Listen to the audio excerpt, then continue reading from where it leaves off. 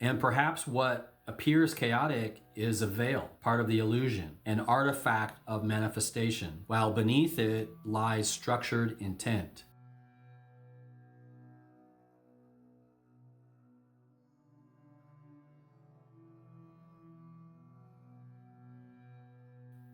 Hello. Today I'm gonna talk about evolution. This is kind of a Gnostic critique. It's based off of some alternatives that go against the Darwinian outlook. I will question its assumptions about life, matter, and consciousness. This is definitely going to challenge the materialist Darwinian perspective. So when you enter life and you start talking to people and you go on TV or in the movies or whatever, there's this notion that evolution is already decided. It just is. I mean, how many times have you been told that you come from a monkey? You are not a monkey. I actually find this quite offensive when people say it. I'm like, speak for yourself. But here's the thing, what does this question do? The first thing it does is takes us away from divinity, from higher consciousness. It diminishes us. It frames human existence as just another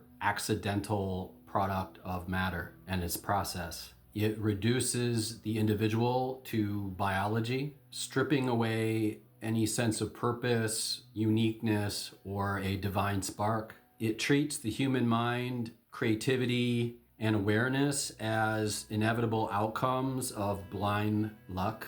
This view makes the miracle of consciousness feel ordinary. It diminishes the miracle and what's behind it. It leaves no room for a soul, divine wisdom, or intentional design. It encourages us to see ourselves as biologically constrained rather than spiritually ascending. This also applies to a moral framework. If we are just beasts, what use are morals? Yes, you could say it's about maintaining the collective. If you go completely against morals, then you're rejected from the collective. But it doesn't treat morals as a divine directive. And I think this is actually what the powers that be want. And I'm going to critique this outlook here with a little help from some people smarter than me. Scientists and philosophers who reject or critique Darwinian evolution. I'm going to start with David Berlinski.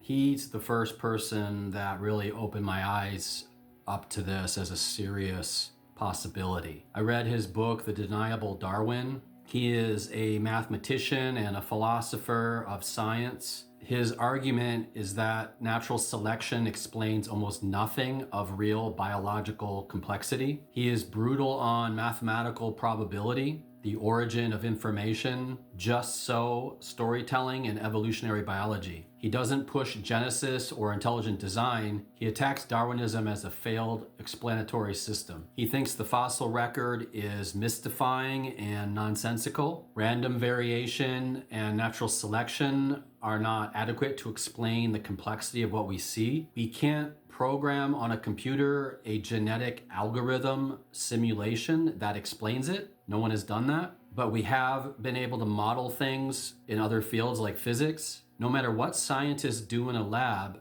animals or bacteria don't change in their fundamental natures. There are inherent species limitations, and there's no explanation for this. In nature, we only witness small variations. He did a great podcast with the Uncommon Knowledge channel, the Hoover Institute. I'm putting the link below if you want to learn more about it. It's quite interesting. Then we have Michael Behe's Darwin's Black Box. He's a tenured professor of biochemistry, famous for irreducible complexity. His argument is certain biological systems can't evolve step by step. He is brutal on the notion that certain biological systems are made of multiple interacting parts. Removing any one part would cause the system to stop functioning. This means the system couldn't have evolved step by step through gradual modifications. Some cellular structures are too complex to have arisen through natural selection, and that's because intermediate stages wouldn't have been functional. He has this simple way of putting it, which I think is very easy to get your head around. You have a simple mousetrap made of several parts, a base, a spring, a hammer, catch, holding bar, etc. He said that if you remove any one of those parts, the trap will not catch a mouse. It will cease to work. It's because all of the parts are needed for it to work. They are necessary for the function. He argued that it couldn't have been built gradually by adding one working piece at a time. He agrees that random mutations happen. They are a kind of glitch that can only break existing DNA, code, or information. But it can't write a new sophisticated program. Software doesn't write itself. Glitches don't turn one edition of Windows into a different edition. You need a programmer for that. And this is where this gets very Gnostic, because on the surface, this all seems like a chaotic accident. But if you go deeper to a cellular level, it's a deliberate design. The machinery inside the cell isn't random noise. So maybe the chaotic accident is the demiurge's illusion, the world made manifest. That's how it appears. But the design below is the logic of the monad. That's what's underneath it. Stephen C. Meyer's Signature in the Cell and Darwin's Doubt. He is a philosopher of science at Cambridge. His argument, DNA contains specified information that blind processes can't generate. He calls it information theory. So in 1953, Watson and Crick discovered that DNA contains digital information.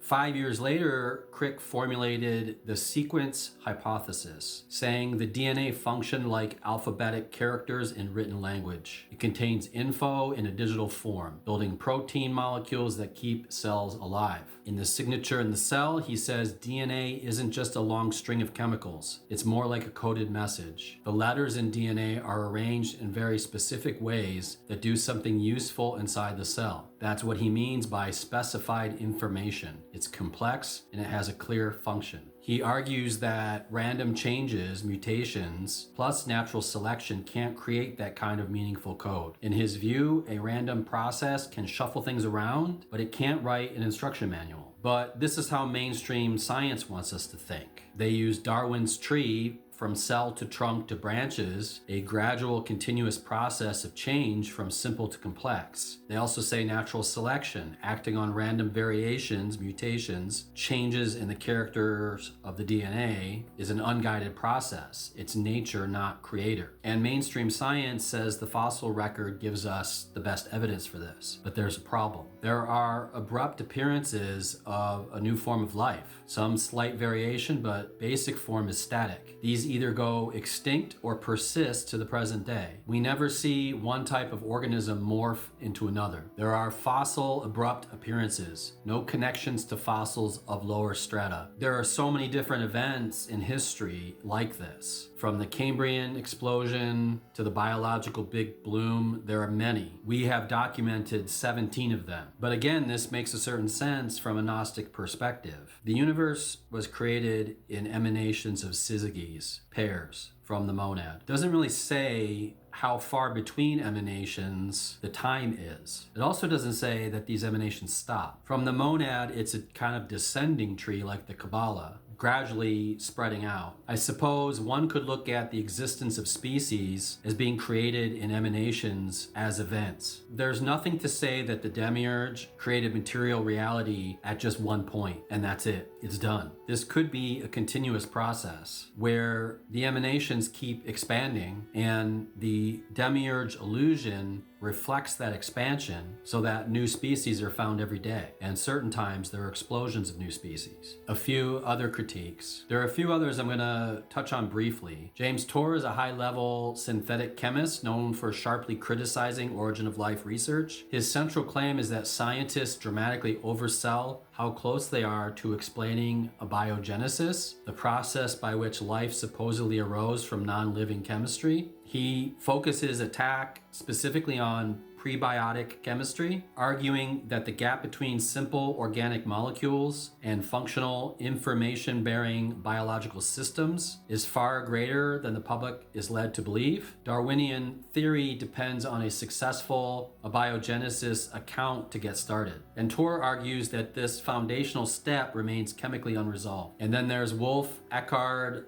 Loning, a geneticist formerly associated with the Max Planck Institute. He critiques macroevolution from a genetics perspective. His main argument is that mutation and natural selection tend to degrade genetic information rather than generate fundamentally new, complex biological information. So all of these outlooks basically agree on one thing, that blind mutation and natural selection do not adequately explain biological complexity, the origin of information, or the abrupt pattern of appearance in the fossil record. Their critiques converge on this claim. Randomness shuffles and degrades, but it does not write instruction manuals. Mainstream biology leans on gradualism and Darwin's branching tree, yet the fossil record repeatedly shows sudden emergences.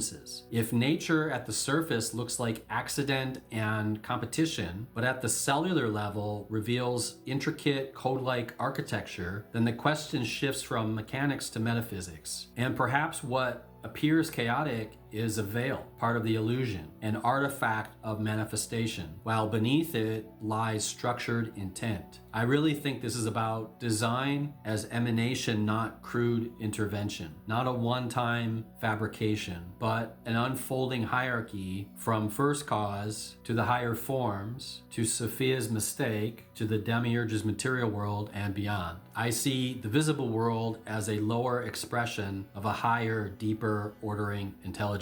Religious thinkers who reject evolution without anti-intellectualism. Looking at this from another angle, there are those that see this from a religious point of view. You've got someone like Alvin Plantinga, an influential analytic philosopher, PhD from Yale. He's not a lab scientist, but he's a serious heavyweight in philosophy. And I think his core argument is unsettling. If you combine naturalism with evolution, you undercut your own trust in human reasoning. Evolution selects for survival, not for truth. So if our cognitive faculties are shaped purely by survival pressures, why assume our beliefs are actually true, including the belief in evolution itself? I'm going to try to simplify that a little bit. If you believe that evolution is all there is, and that our minds evolved just to survive, then there's no guarantee our thinking actually discovers truth. Our brains were built to keep us alive from this perspective, not to understand reality. That means even the ideas that we trust, like evolution itself, could be unreliable, because survival doesn't equate truth, just workable instincts and behaviors. This idea makes a lot of people uncomfortable, I think. Then there's John Lennox, mathematician from Oxford. He accepts microevolution, small changes within species, but rejects the idea that Darwinian mechanisms explain everything. He supports a view often described as theistic evolution, where God may have intervened at key points in history, especially in the origin of life and human consciousness. He cites the complexity of life points to intelligent design, not random process. He also says that scientific method and reason are untrustworthy. They reflect a rational, mind-based universe created by a God consciousness. Lastly, you have Houston Smith. He was a leading scholar of religion who was skeptical of neo-Darwinian evolution as a complete, purposeless explanation for life. He argued that evolution often relies on scientism rather than evidence. And I would say that many people that say they follow the science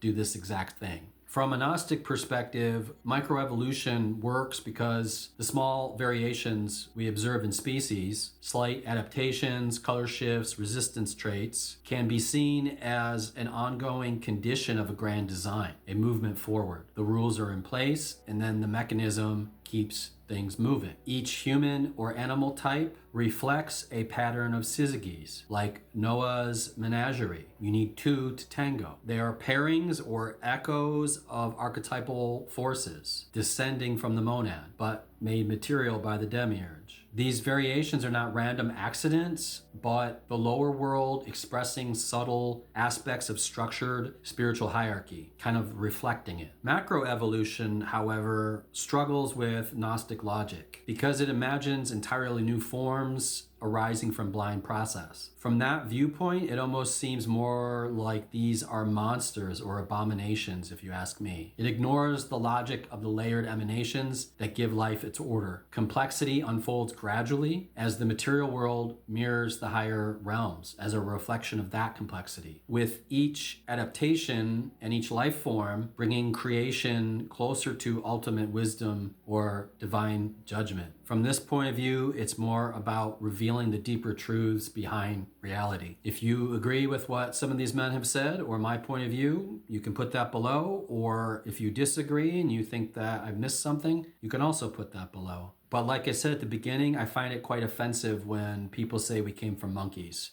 I didn't come from a monkey. Anyway, that's all I got. Have a good day. Take care.